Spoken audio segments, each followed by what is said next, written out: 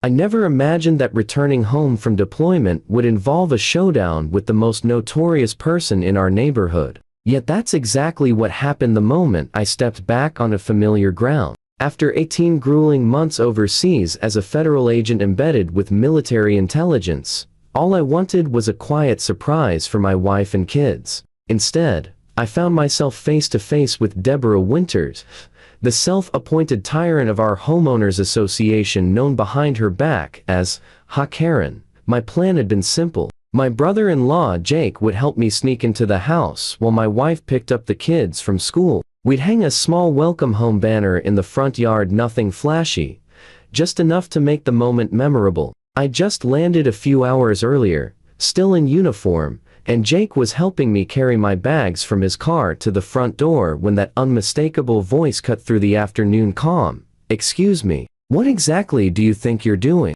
Deborah marched across the street, clipboard in hand, pearls bouncing against her crisp white blouse. Her salt and pepper hair was pulled into a painfully tight bun, and her face held the expression of someone who had just caught teens vandalizing the community mailboxes. Jake froze, but I continued unlocking the door. "Hi there," I said, keeping my tone calm. "Just surprising my family." Deborah crossed her arms and tilted her head. "And you are?" she asked, scrutinizing me as if my military uniform and house key were elaborate props for a burglary. "I'm James Parker. I live here. This is my home," I replied, keeping my composure despite the jet lag and emotional exhaustion. Deborah sniffed. "Well, Mr. Parker, did you submit a form for that?" She pointed at the small banner Jake had staked into the lawn. Section 7, Paragraph 3 of the HOA bylaws requires approval for all yard decorations, with a minimum 14-day notice. "And that uniform, are you actually military? Or is this some costume party?" I should have been prepared. My wife had warned me in video calls that Deborah had been elected HOA president 6 months earlier, turning our once friendly neighborhood into her personal fiefdom. But reading about it was nothing compared to experiencing it firsthand. "Ma'am, I've been deployed for 18 months. I'm just trying to surprise my family. The banner will be up only a few hours," I explained, feeling my patience begin to fray.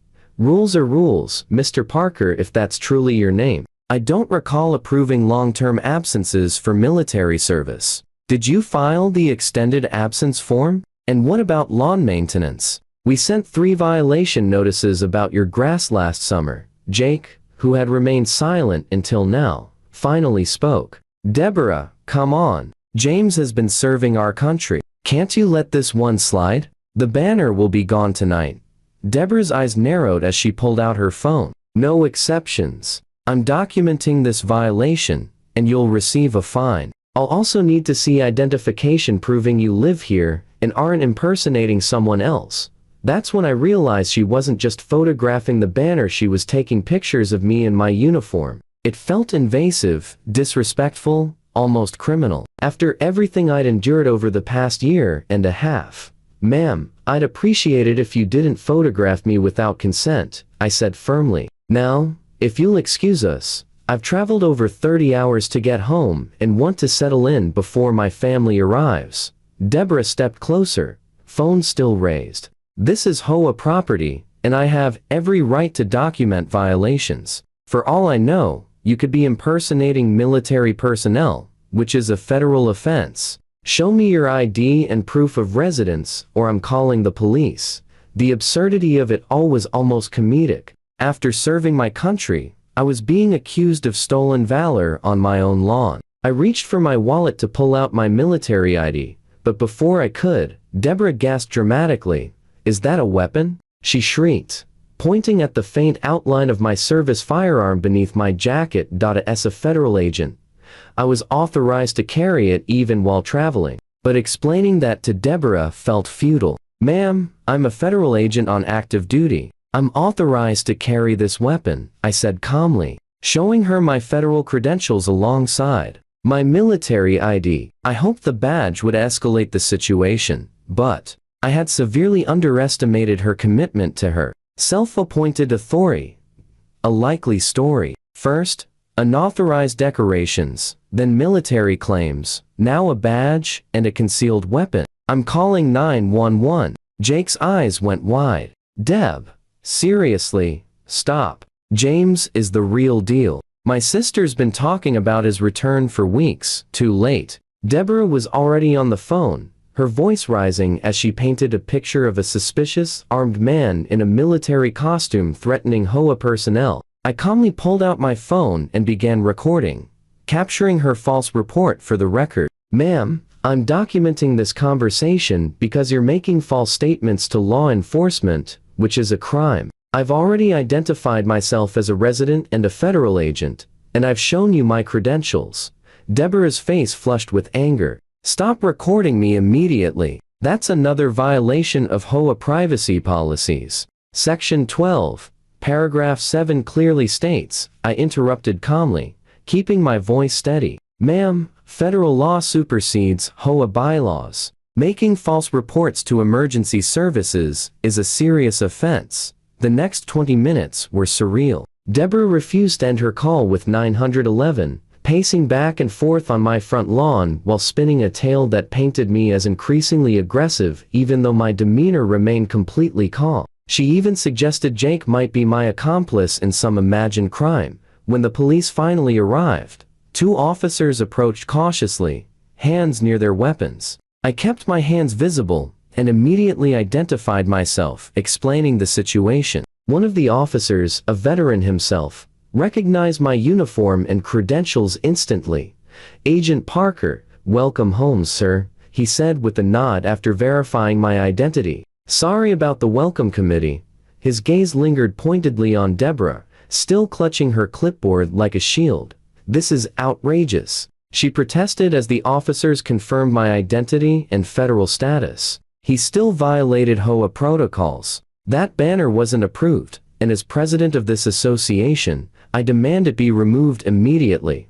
The older officer turned to her with a weary expression. Ma'am, did you just call 911 to report a welcome home banner for a returning federal agent? Deborah hesitated. I called about an armed man trespassing and impersonating military personnel. The officer shook his head. According to Agent Parker's recording, he identified himself and showed you his federal credentials before you called. That is a false report. Filing false reports ties up emergency resources and is a criminal offense.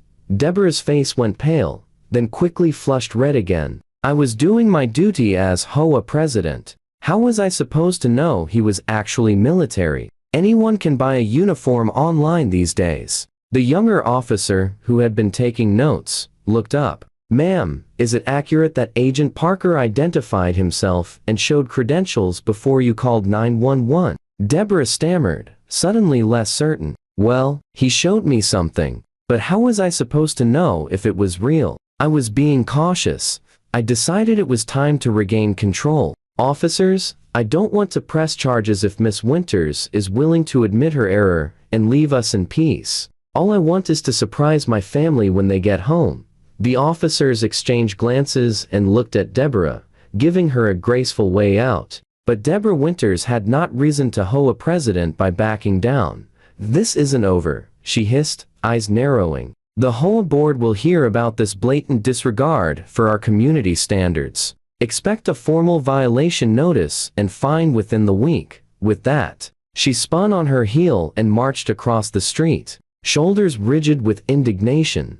I thought that would be the end of it, a frustrating but minor welcome home incident. I was wrong. While waiting for my family, I received a neighborhood-wide email from Deborah warning residents about dangerous individuals claiming military affiliation, urging them to report suspicious activity, clearly referring to me without naming me directly. When my wife and kids arrived, their joy at seeing me early quickly overshadowed Deborah's antics. We had a beautiful reunion, and for a few hours, I almost forgot the HOA drama.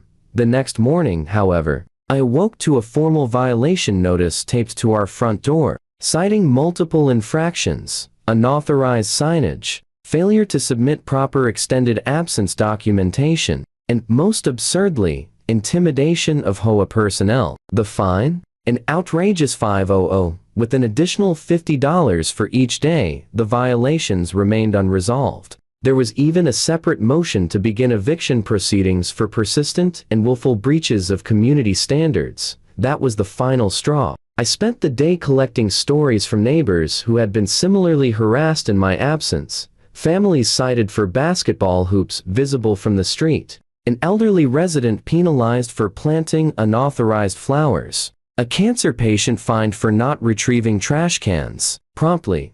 Armed with this evidence and the recording of Deborah's false police report, I contacted the HOA attorney directly, bypassing Deborah entirely. I explained my federal status and detailed the legal implications of her actions: harassment of a federal agent, filing a false police report, attempted intimidation, and abuse of HOA authority. The attorney was appropriately alarmed, especially when I noted that making false statements to federal personnel could be prosecuted as a federal offense. While I had no intention of pursuing that angle, the mere suggestion sent ripples through the HOA's legal team. Within 48 hours, I received a formal apology from the HOA board. They scheduled an emergency meeting, during which Deborah was removed as president and fined $2,000 personally for her abuse of power and the legal risk she had created. The look on her face when the board voted unanimously was priceless, a mixture of shock,